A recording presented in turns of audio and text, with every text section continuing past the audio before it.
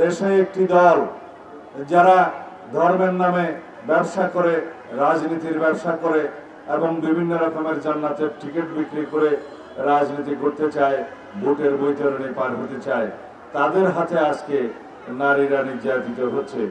তারা চায় যেন এই দেশের নারীরা অন্ধকারে বন্দী থাকে, যেন বাংলাদেশের অর্ধেক জনসমষ্টি অন্ধকারে থাকে এবং নারীর অগ্রগতি প্রগতি না হয়।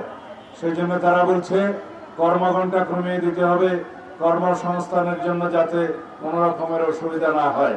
অথচ দেখা যায় সেই কর্মঘণ্টা কমিয়ে দিলে নারীদের কর্মসংস্থান কমে যাবে।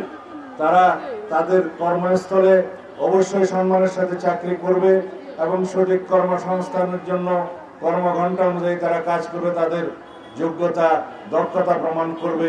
তাতে করে নারীদের কর্মঘণ্টা কমানোর সাথে এই কর্মসংস্থানের বিপরীত সম্পর্ক।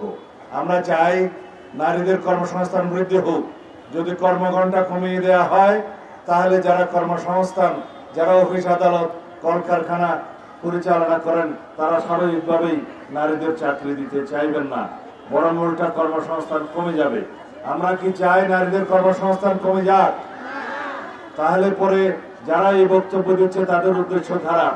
তারা চায় নারীরা অন্দরমহলে বন্দী থাকুক, সমাজের অগ্রগতি তারা চায় না। দেশের অগ্রগতি নিশ্চিত করতে গেলে বাংলাদেশের সমগ্র জনসমষ্টির যারা অর্ধেক নারী অর্ধেক পুরুষ, তাদের অগ্রগতি নিশ্চিত করতে হবে, তাদের প্রগতি নিশ্চিত করতে হবে, তাদের সামাজিক নিরাপত্তা নিশ্চিত করতে হবে, তাদের রাষ্ট্রীয় নিরাপত্তা নিশ্চিত করতে হবে, তাদের পারিবারিক মর্যাদা এবং নিরাপত্তা নিশ্চিত করতে হবে। তাহলেই দেশ এগিয়ে যাবে। শিক্ষায়, দীক্ষায়, কর্মসংস্থানে, নিরাপত্তায়, বাসস্থানে, সমাজে সর্বত্র নারীরা যাতে নিরাপদ থাকে, সেই জন্য আমরা আগামীতে ৩১ দফার ভিত্তিতে নারীদের ক্ষেত্রে সমস্ত কর্ম পরিকল্পনা আমরা প্রণয়ন করছি।